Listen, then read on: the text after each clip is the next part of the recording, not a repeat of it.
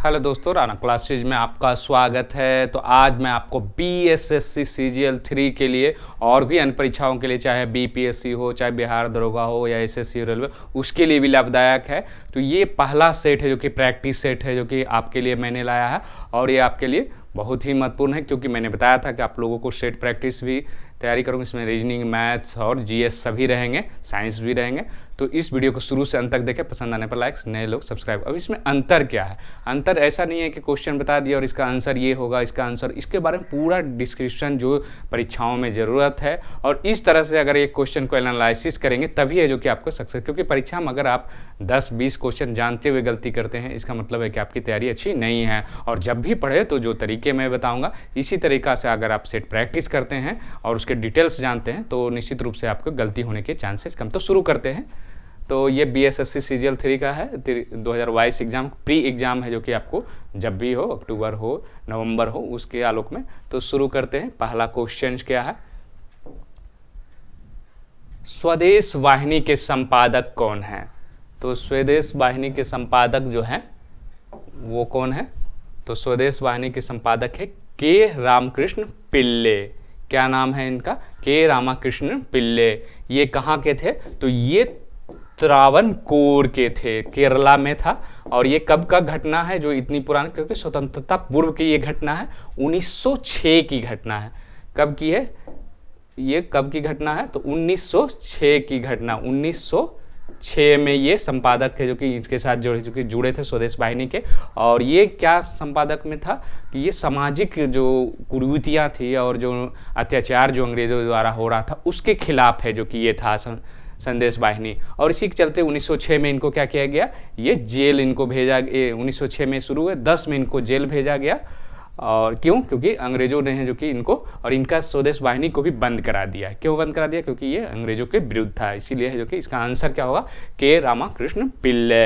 अब है जो कि आगे आते हैं। अगला क्वेश्चन क्या है? दूसरा प्रश्न क्या है? दक्षिण भारत की सबसे ऊंची चोटी कौन सी? ये आप सेट में भी देखते होंगे, कई बार है जो कि देखते होंगे। तो दक्षिण भारत की ये जो कि सबसे ऊंची चोटी है जो कि कौन सा होगा? तो इसका आंसर हो जाएगा आपको, इसका आंसर हो जाएगा अन्नामुडी। इसका अर्थ क्या है? अन्नामुडी का अर्थ है हाथी का सिर। क्या है? हाथी का सिर है। इसका मीनिंग क्या है? हाथी का सिर होता है। और ये जो है दक्षिण भारत की ये सबसे ऊंची जो है इसकी चोटी है, ये है ही। और क्या है?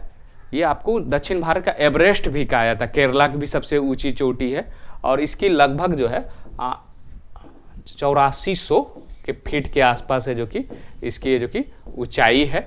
और अन्नामुडी को तो आप देखेंगे कि हाथी का सिर भी इसका ये को कहा जाता है। तो ये दक्षिण भारत की है जो कि, और ये कहाँ है? केरल जिले में है। कहाँ है ये? केरला जिले में, कार्डमम जिले और इडुक्की जिले जो हैं उसमें है जो कि आपको ये इडुक्की जिले के आसपास है जो कि ये दोनों दो जिले हैं जो केरला के, इसमें ये बसा हुआ है। अब आते हैं तीसरे प्रश्न में। तीसरा प्रश्न में क्या है? प्रथम स्पीकर जिसके खिलाफ है जो कि लोकसभा में जो कि अविश्वास प्रस्ताव है जो कि लाया गया था, तो इसका जवाब क्या हो जाएगा? इसका जवाब हो जाएगा जीवी मावलंकर थे। क्या नाम था इनका? जीवी मावलंकर। और ये जो है ये 1946 से 1956 तक है जो कि ये 10 वर्ष तक है जो कि लोकसभा मतलब ये अध्यक्ष रहे। और इनको है जो कि सबसे पहली बार है जो कि 1954 ईस्वी में है जो कि इन पर है जो कि अविश्वास प्रस्ताव लाया गया था, लेकिन ये पास नहीं हुआ था। और अविश्वास प्रस्ताव क्योंकि इसमें बहुमत की संख्या होती है कि जब तक बहुमत नहीं रहेगा तब तक पास। इसी तरह है जो कि 3 लोकसभा इनको मिलाकर किया गया। ऐसा नहीं कि ये इसके बाद नहीं हुआ था। उसके बाद किनका था? हुकुम सिंह नाम था ये 1900, हुकुम सिंह। और कौन थे? बलराम जाखड़। ये पूछा जाएगा कि कितने हैं जो कि अब तक है जो कि किया गया है लोकसभा अध्यक्ष पर अविश्वास प्रस्ताव जो लाया गया है। तो ये 3 लोगों पर लाया गया। ये 1987 में लाया गया और ये 1966 में है जो कि लाया गया हुकुम सिंह के। तो 3 है जो कि जीवी मावलंकर है जो कि ये हो गया। अब आते हैं अगला क्वेश्चन। केशवानंद भारती केस का महत्व इसलिए है कि, तो इसका आंसर क्या हो जाएगा, तो इसका आंसर हो जाएगा आपको उच्चतम न्यायालय ने संविधान के मूल विशेषताओं को प्रतिपादित किया। तो इसके बारे में मैं बताना चाहता हूँ कि इसका डिटेल, ये केशवानंद थे कौन, तो केशवानंद थे केरल में ये मठ के संचालक थे, और ये जो केरला में है इडिक्की नाम है, वहाँ पर इडिदमन या इडिक्की नाम है, तो उसके मठ के ये संचालक थे। और इनकी ज़मीनें हैं जो कि सरकार है जो कि गरीबों में कृषि के लिए है जो कि बांट दिया था, इसीलिए ये कोर्ट केस गए थे। और ये मूल क्यों है, क्योंकि ये संविधान संशोधन जो करना था, भूमि जो 29वां जो संशोधन था उसके खिलाफ था, तो उसमें है जो कि मूल ढांचा को है जो कि संविधान का बदल नहीं है, मतलब आप संशोधन कर सकते हैं संविधान में, लेकिन मूल ढांचा में आप बदलाव नहीं कर सकते हैं। और ये जो चला था 1973 में हुआ था, कब हुआ था ये, 1973 में ईस्वी में हुआ था, ये 72 में ही चला था, और 68 दिन है जो कि लगातार है जो कि चला था ये कोर्ट केस, 68 दिन। और सबसे ज़्यादा ये भी पूछा जा सकता है कि सबसे ज़्यादा जो है लंबा मतलब बेंच वाला, मतलब एक जजमेंट सुनाने वाला, तो 13 न्यायाधीश इसको सुनाए थे 7:6 में, मतलब 7 आदमी पक्ष में थे और 6 विपक्ष में थे। इसी को लेकर हालांकि ये जो केशवानंद भारती उनको कोई लाभ नहीं हुआ, लेकिन ये जो केस है ये एक मिसाल बन गया, और कि आप मूल इसी के आलोक में दूसरे देश भी इसको है जो कि कवर कर, चाहे बांग्लादेश हो, अमेरिका हो, ये सब ये जो फैसला आया था उससे जो कि सीखा, और ये 1973 में आया था। उसके बाद आते हैं अगले क्वेश्चन पर, निम्नलिखित में से कौन सी दक्षिण अटलांटिक महासागर की शीतल धारा है, तो इसका आंसर क्या हो जाएगा आपको, तो इसका आंसर जो होगा वो बेंगुला धारा है। ये कहाँ, अटलांटिक जो कि दक्षिण अटलांटिक महासागर की ये शीतल जल धारा है। ये भी पूछा जाता है क्योंकि समुद्री इसमें पलवक रहते हैं, इसलिए ये शार्क मछली और इस सब के लिए जो कि काफ़ी अनुकूल है, इसलिए उनकी संख्या जो कि अपेक्षाकृत है जो कि अन्य धाराओं में यहाँ पर ज़्यादा पाई जाती है। उसके बाद आते हैं नेक्स्ट क्वेश्चन, छठा क्वेश्चन क्या है, किसने है जो कि भारतीय राष्ट्रीय कांग्रेस के विरुद्ध है जो कि अनुनय विनिमय और विरोध की है जो कि राजनीति का दोष लगाया था, तो किसने लगाया था, तो ये हो जाएगा आपको बीजी तिलक, बीजी तिलक हो जाएगा।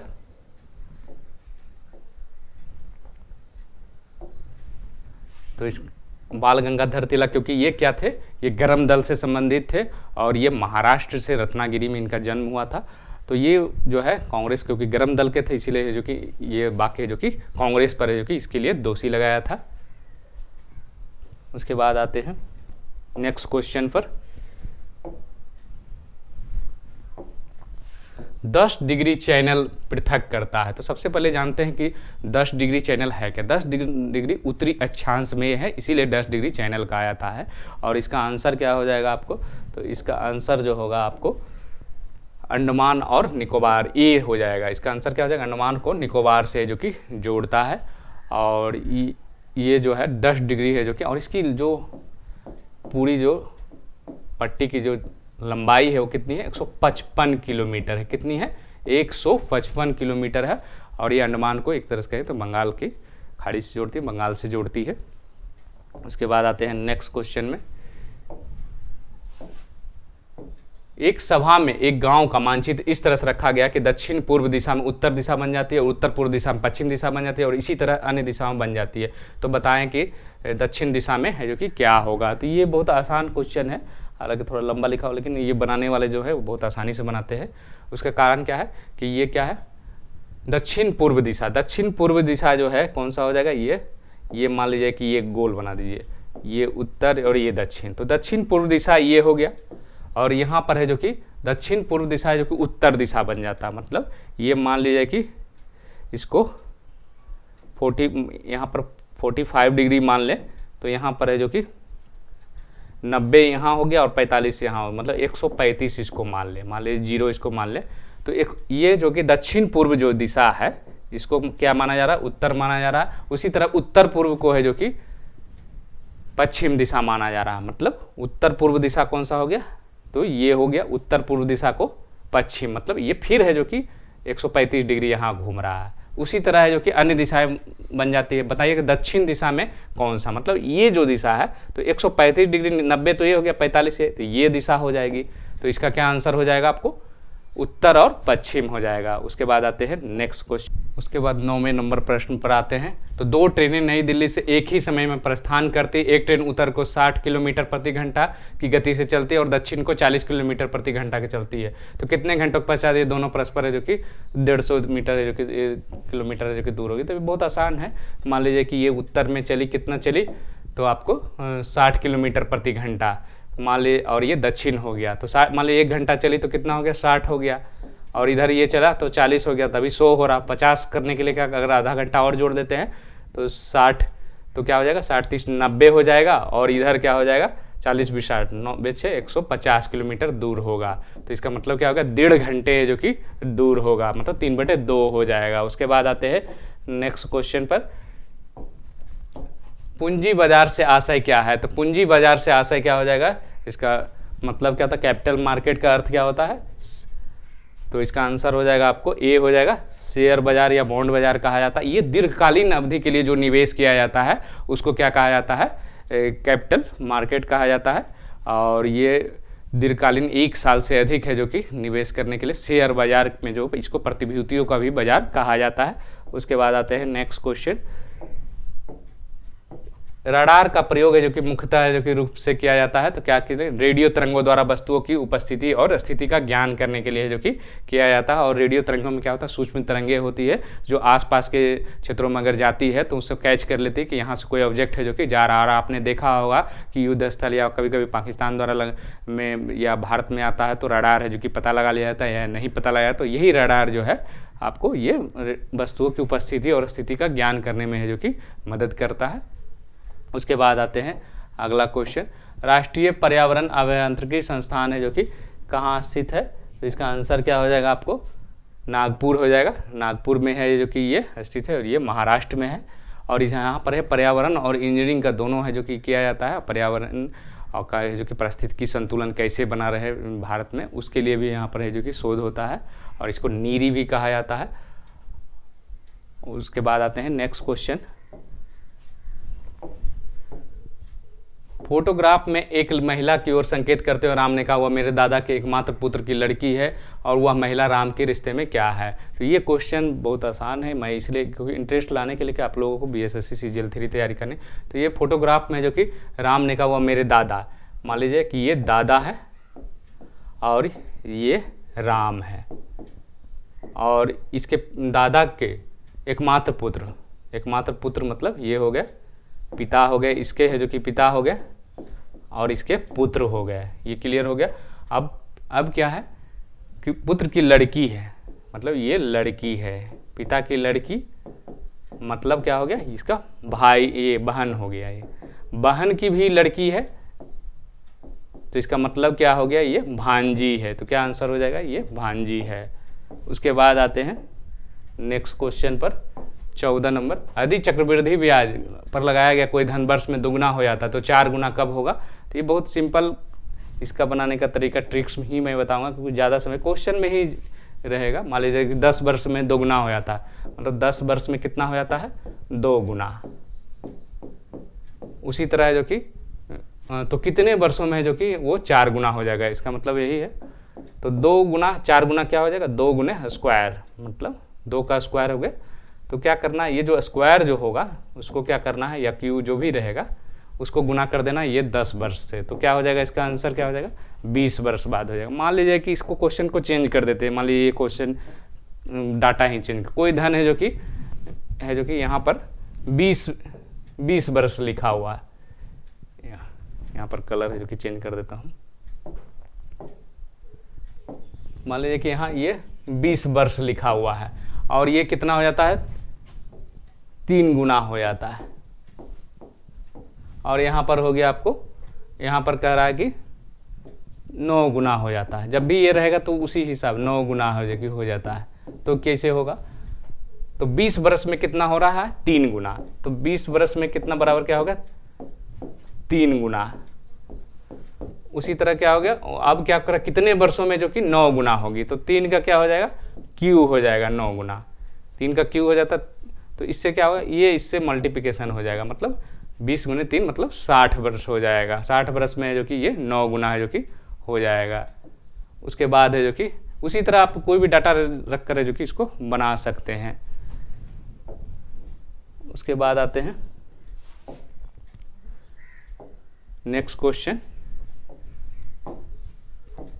स्वचालित कलाई घड़ियों में ऊर्जा मिलती है, तो इसका आंसर क्या हो जाएगा, आपको डी हो जाएगा। क्यों होगा, क्योंकि आप जब पुराने ज़माने में जो घड़ियाँ चलती थी वो बैटरी में नहीं चलती थी, वो स्वचालित मतलब चाबी घुमाने पर ही जो कि वो चलती थी, और चाबी देने के बाद अगर आपने दूसरे दिन चाबी नहीं दिया तो वो बंद, इसीलिए इसका आंसर हमारे हाथ के विभिन्न संचालन से जो कि चलती है। उसके बाद आते हैं नेक्स्ट क्वेश्चन, नेक्स्ट आते हैं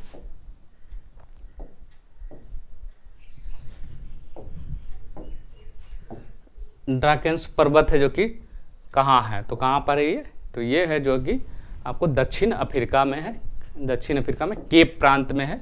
और ये क्यों चर्चित में, क्योंकि समुद्र के किनारे जो है ये दीवार का काम है जो कि ये करता है, समुद्र के किनारे है जो कि ये दीवार का काम करता है।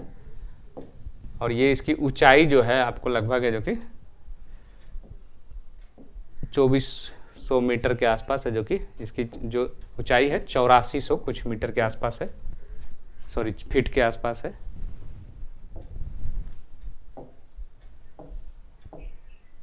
उसके बाद आते हैं नेक्स्ट क्वेश्चन, मनुस्मृति मुख्यतः संबंधित है, मुख्यतः तो ऐसे संबंधित तो है तीनों से, लेकिन मुख्यतः अगर पूछ दिया तो इसका आंसर क्या हो जाएगा आपको, समाज व्यवस्था से जो कि संबंधित, जो हिंदी रीति रिवाजों के बारे में, इसके बारे में कहा जाता है। और इसका जो है 1776 ईस्वी में अंग्रेजी में अनुवाद किया है, इंग्लिश में किसने किया है, तो विलियम जोन्स ने किया है। और इसका हालांकि बहुत सारे लोग विरोध भी करते हैं, लेकिन विदेशों में भी ये जो कि इसकी है जो कि इसका उदाहरण है जो कि दिया जाता है। उसके बाद आते हैं नेक्स्ट क्वेश्चन, जापानी इंसेफ्लाइटिस का कारक होता है, जापानी इंसेफ्लाइटिस का कारक क्या हो जाएगा आपको, तो इसका आंसर हो जाएगा विषाणु हो जाएगा। क्यों होगा, क्योंकि ये जो है क्यूलेक्स मच्छर काटने से फैलता है, और ये धान में जहाँ बहुत ज़्यादा पानी जमा हुआ है या तालाब में बहुत ज़्यादा पानी, वहाँ पर है जो कि ये मच्छर है जो कि पनपने के ज़्यादा चांसेस रहते हैं, और ये मस्तिष्क की झिल्ली को ये डैमेज करता है, और इसमें तेज़ सिर दर्द भी होता है, और बहुत तेज़ दर्द होता है, चक्कर आना होता है, बेहोशी होना, तो ये सब है जो कि इसके गुण है, और ये क्यूलेक्स मच्छर के काटने से होता है। उसके बाद आते हैं नेक्स्ट क्वेश्चन, ललित किसकी उन्नत किस्म है, तो ललित जो है किसकी उन्नत किस्म है, तो ये अमरूद की किस्म है। अगर इसकी देखेंगे तो ये कैसा होता, तो ये पीला होता, केसरिया पीला होता, ऊपर से गुद्दा जो होता है गुलाबी कलर का होता है। उसके बाद आते हैं नेक्स्ट क्वेश्चन,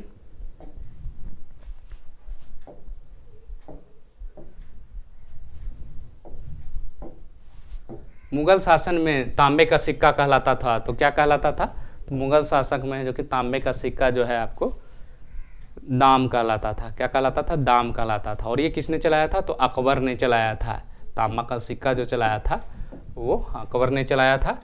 और इसको जो 1 रुपया का उस समय के जो 1 रुपया था उसका क्या था, 40वां भाग था, ये भी पूछा जा सकता है, ये 40वां भाग था। उसके बाद आते हैं नेक्स्ट क्वेश्चन पर,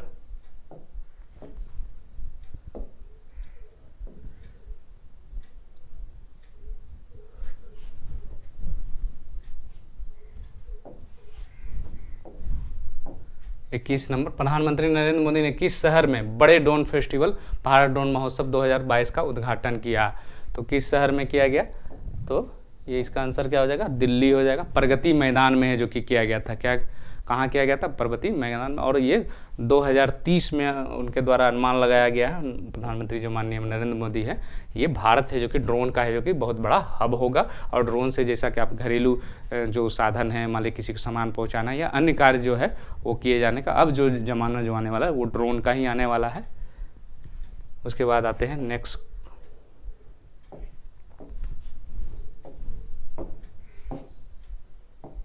कॉम्बैट एविएटर के रूप में आर्मी एविएशन कॉर्पस में शामिल होने वाली पहली महिला अधिकारी निम्न में से कौन सी बन गई है, तो कौन सी बन गई है, तो इसका आंसर क्या हो जाएगा, ए हो जाएगा, कैप्टन अभिलाषा बराक हो गया।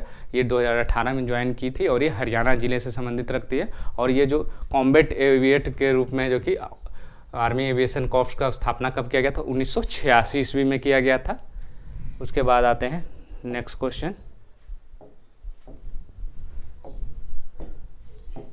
हाल ही में किस देश में मंकी पॉक्स का मामला है जो कि दर्ज करने वाला पहला खाड़ी देश बन गया है? तो ये खाड़ी देश में है जो कि कौन सा हो जाएगा?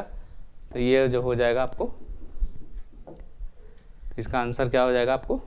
यूएई हो जाएगा। क्या हो जाएगा? यूएई। 19 देशों में अभी तक फैल चुका है, 19 कंट्री में। और ये दक्षिण, जो पहला केस जो आया था ये दक्षिण अफ्रीका से आया था, और इसमें जो है आपको 131 लोग अभी तक है जो कि संक्रमित हो चुके हैं। उसके बाद आते हैं next question.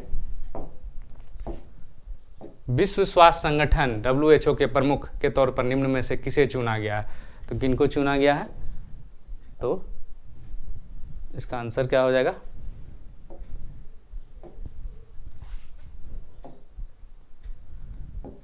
Tedros Adhanom Ghebreyesus. ये कहाँ के हैं? दक्षिण अफ्रीका मूल के, पहले बार चुने गए थे 2017 में। इनका कार्यकाल है जो कि दोबारा बढ़ा दिया गया है, 2022 खत्म, 2022 से अभी 27 तक है जो कि रहेंगे। 5 साल का कार्यकाल होता है। वर्ल्ड हेल्थ ऑर्गेनाइजेशन का है जो कि प्रमुख, मतलब महानिदेशक है जो कि इनको चुना गया है। और ये पहले से ही थे, पहले वाले ही हुआ। और ये इथोपिया देश के थे, और इन पर था कि ये चाइना को फेवर करते हैं, या WHO में शुरू में कहे कि मास्क नहीं लगाना है, या चाइना में जब कोरोना फैली तो इन्होंने, तो ये चर्चित आदमी, भले ही नाम है जो कि बड़े हैं, लेकिन ये बहुत चर्चित आदमी फिर भी है जो कि इनको दोबारा बनाया गया है। उसके बाद आते हैं नेक्स्ट क्वेश्चन। भारत वैश्विक यात्रा और पर्यटन विकास सूचकांक में फिसल कर कितने स्थान पर आ गया है? तो पहले जो है ये क्यों इसी चर्चा, क्योंकि 2 वर्ष में इसकी है जो कि जनरली होती है, इसकी जो होती है 2 वर्ष में जो कि ये सूचकांक WEF किसके द्वारा होता है? तो WEF के, वर्ल्ड इकोनॉमिक फोरम के द्वारा है जो कि जारी किया जाता है। और 117 देश है जो कि 2022 में जो कि भाग लिए थे, और इसमें 54वां स्थान है। पहले क्या था? 2019 में 46वां स्थान था। प्रथम स्थान कौन सा है? तो इनमें जापान है। और ये पर्यटन को लेकर है कि पर्यटन में कोरोना को लेकर कहाँ कहाँ दिखनी, जनरली तो कोरोना ही कारण ही पर्यटन कहाँ पर कितनी था। तो 54वां पोजीशन है, जापान फर्स्ट है, अमेरिका सेकंड है। 117 देशों का कराया गया था। तो ये 25 क्वेश्चन है जो कि आपको मैंने डिस्क्रिप्टिव बताया, और इसी तरह जो कि आपको दूसरा प्रैक्टिस सेट भी आपको जल्द ही जारी करूँगा। और इस तरह मैं लोगों को आदत बता रहा हूँ कि पढ़े तो वन लाइनर पढ़कर छोड़ना, उसको थोड़ा सा देखे, आसान क्वेश्चन है फिर भी है जो कि उसको देखे, जिससे कि जो कि आपको काफ़ी फायदा होगा। तो आप इसी तरह जो कि सेट प्रैक्टिस में जुटे रहे, और जब तक परीक्षा नहीं होगी तब तक है जो कि ये सेट है प्रैक्टिस है जो कि आपको चलता रहेगा। इसी के साथ धन्यवाद।